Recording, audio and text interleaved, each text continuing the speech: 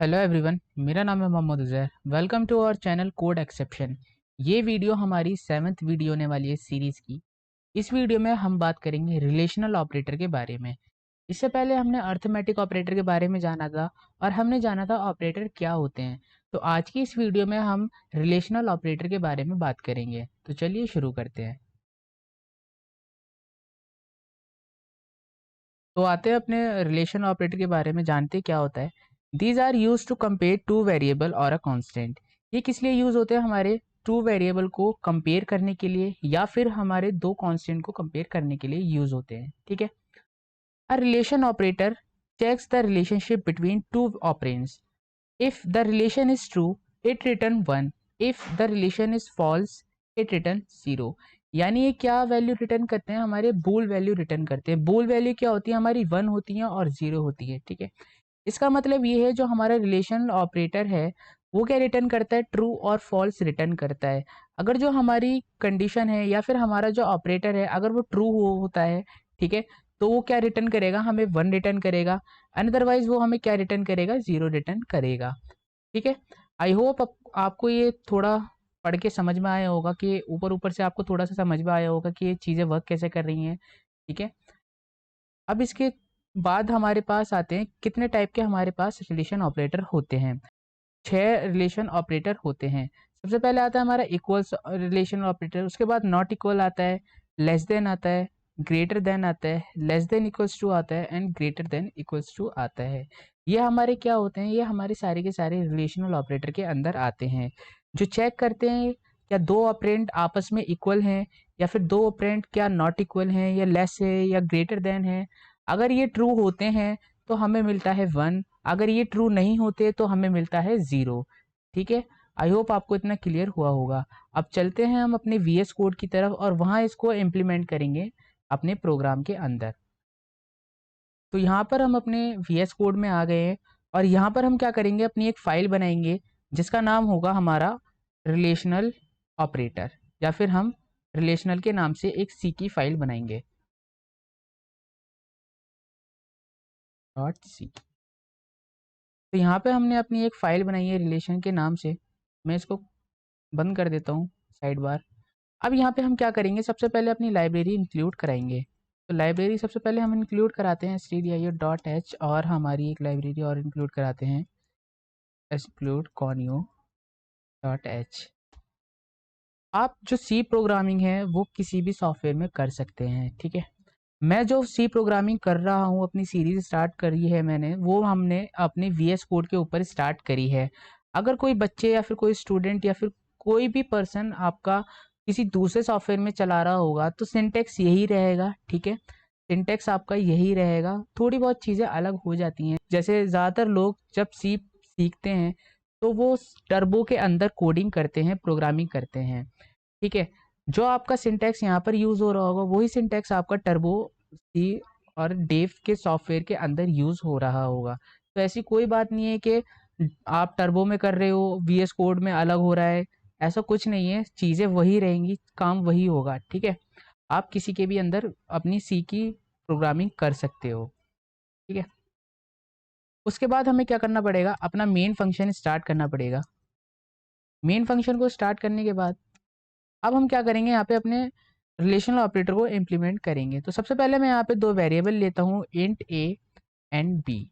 हमने यहाँ पे दो वेरिएबल लिए हैं जिनका डेटा टाइप इंटीजर है। ठीक है। अब मैं क्या करूँगा? यहाँ पे एक मैसेज प्रिंट कराऊंगा जिसके अंदर मैं डालूंगा योर नंबर। योर नंबर एक मैसेज प्रिंट कराऊंगा और यहाँ पे मेरे को डालना पड़ेगा %t। अब अब मेरे को इन दोनों को कंपेयर करना है। ठीक है। इन दोनों को क्या करना है? मेरे को कंपेयर करना है।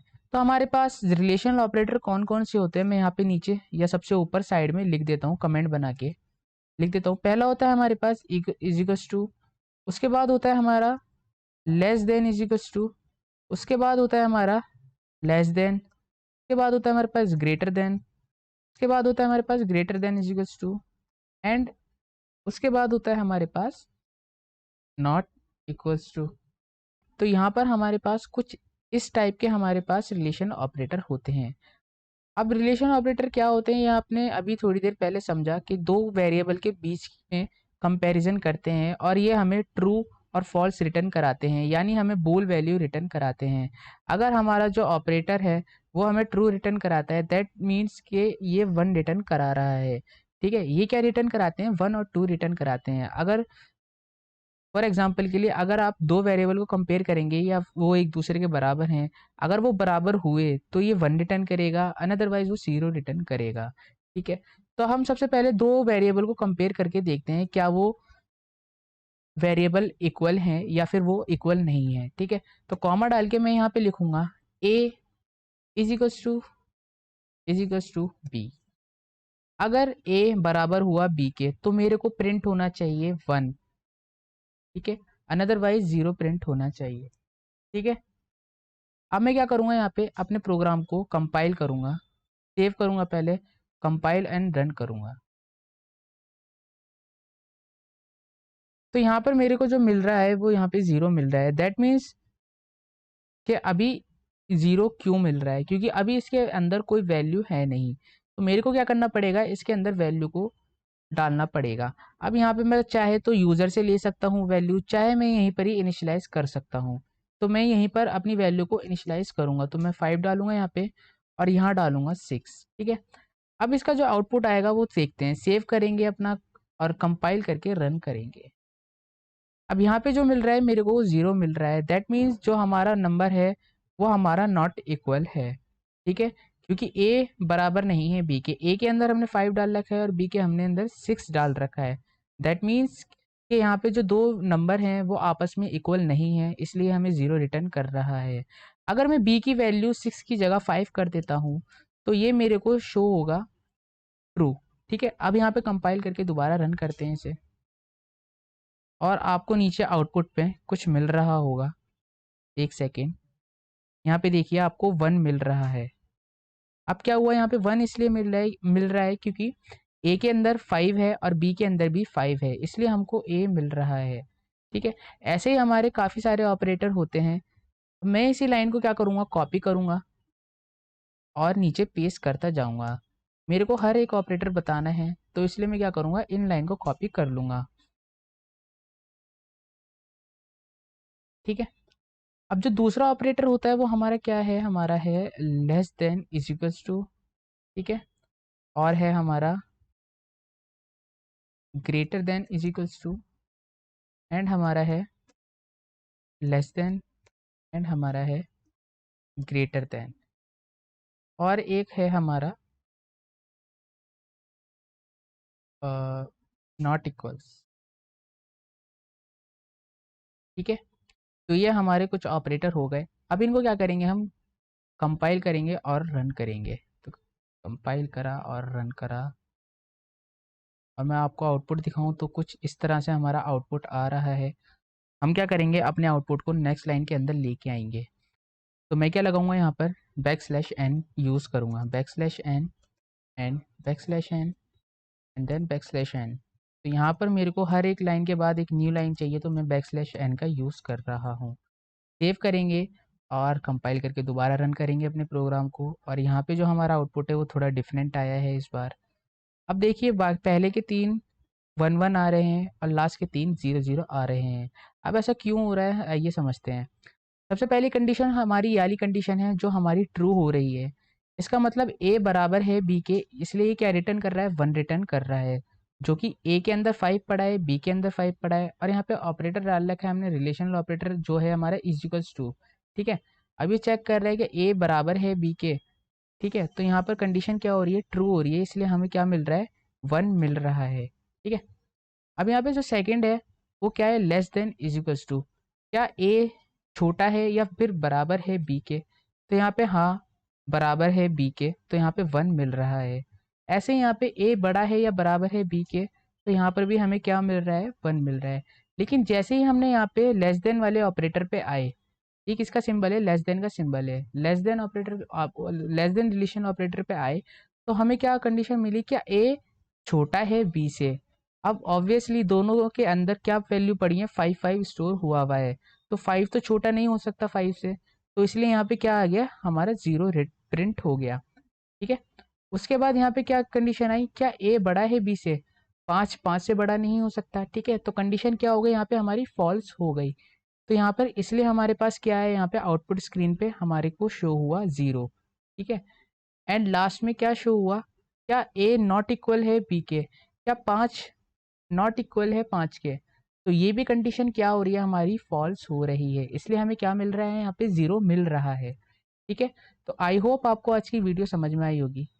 ये सारे हमारे क्या होते हैं, हमारे रिलेशनल ऑपरेटर होते हैं जो चेक करते हैं क्या हमारी कंडीशन ट्रू है या फॉल्स है। ठीक है, अब यहाँ पे आप चाहें तो यूज़र से भी वैल्यू ले सकते हैं। ठीक है, मैं इन सबको हटा देता हूँ। ठीक है, मैं इन सबको क्या करता हूँ, हटा देता हूँ। अब मैं क्या करूँगा, यूज़र से वैल्यू लूँगा। तो इन सब के अंदर मैं वैल्यू जो है वो हटा देता हूँ और मैं यहाँ पे लिखता हूँ स्कैन एफ। स्कैन एफ के अंदर मेरे को डबल कोट्स के अंदर अपना %d लिखना पड़ेगा, कॉमा डालना पड़ेगा और वहाँ पे वैल्यू मेरे को डालनी पड़ेगी। अब मेरे पास 2 वेरिएबल हैं और 2 वेरिएबल के अंदर मेरे को वैल्यू डालनी है, तो मेरे को 2%d लेने पड़ेंगे। ठीक है, उसके बाद m% पहली वाली वैल्यू a के अंदर जाएगी एंड m% दूसरी वाली वैल्यू b के अंदर जाएगी। अब ये m% क्या होते हैं, ये सब क्या होते हैं, ये मैंने पिछली वीडियो में डिस्कस करा था। तो आपने अगर वो वाली वीडियो नहीं देखी है तो आप पहले उस वाली वीडियो को देख लें। ठीक है, अब मैं यहाँ पे क्या करूँगा, सेमी कॉलन से लाइन टर्मिनेट करूँगा एंड यहाँ पे मैं क्या करूँगा, प्रिंट करवाऊँगा अपना जो मैसेज था, योर वैल्यू इज। ठीक है, %d डालूंगा और यहाँ पे एक \n का यूज़ करूँगा और यहाँ से मैं क्या हटा दूंगा, सारी चीज़ें हटा दूंगा। यहाँ पे सिंपल एक मैसेज डालूंगा, एंटर एंटर योर नंबर। ठीक है, यहाँ पे मैंने सिर्फ एक चीज़ लिखी, एंटर योर नंबर। अब मैं इसको कंपाइल करूँगा और यहाँ पे मेरे को क्या करना पड़ेगा, कंपाइल करने से पहले यहाँ पे बताना भी पड़ेगा। अब मैं क्या करूँगा, यहाँ पे 2 वैल्यू को इज इक्वल्स टू वाले ऑपरेटर्स के साथ रखूँगा। मैं डालूँगा a is equals to b। ठीक है, ये मैंने लिखा। अब यहाँ पे क्या चलेगा, प्रोग्राम हमारा डायनेमिक चलेगा। जब भी यूजर डालेगा तो वो कुछ अलग अलग वैल्यू डालेगा, तो उसके हिसाब से यहाँ पे 0 या 1 प्रिंट होगा। सेव करेंगे एंड कंपाइल करके रन करेंगे तो हमारा जो प्रोग्राम है वो चलने लगा। अब यहाँ पे हमसे मांग रहा है एंटर योर नंबर। मैं पहले वाले वेरिएबल के अंदर 5 डालता हूँ और दूसरे वाले वेरिएबल के अंदर 10 डालता हूँ, तो मेरे को जो आंसर मिलेगा वो हमारे क्या मिल रहा है, 0 मिल रहा है। यानी जो हमारी जो कंडीशन है वो फॉल्स हो रही है। तो हमारा रिटर्न क्या कर रहा है, ये हमें फॉल्स रिटर्न कर रहा है क्योंकि 5 बराबर नहीं होता 10 के। ठीक है, अगर मैं यहाँ पे अपना प्रोग्राम दोबारा कंपाइल करूँगा, ठीक है, रन करा मैंने अपना दोबारा। अब यहाँ पे मैं क्या डालूंगा, 10 डालूंगा। ठीक है, और दूसरी बार भी मैं क्या डालूंगा, 10 डालूंगा। अब मेरे को जो मिल रहा है वो 1 मिल रहा है। ठीक है, अब मेरे को जो आउटपुट मिल रहा है वो क्या मिल रहा है, 1 मिल रहा है। इसका मतलब 10 बराबर है 10 के, तो इसी वजह से हमें आउटपुट जो मिल रहा है 1 मिल रहा है। ठीक है, तो आई होप आपको आज की वीडियो समझ में आई होगी, रिलेशन ऑपरेटर क्या होते हैं, कैसे उनको यूज़ करते हैं। ठीक है, और जो ये रिलेशन ऑपरेटर होते हैं वो हमारे ज़्यादातर इफ़ एल्स कंडीशंस के अंदर यूज़ होते हैं। ठीक है, तो आई होप आपको आज की वीडियो समझ में आई होगी। हमारे चैनल को लाइक करें, सब्सक्राइब करें और बेल आइकन दबाना ना भूलें ताकि आने वाली वीडियो आपको टाइम पर मिल जाए। Thank you.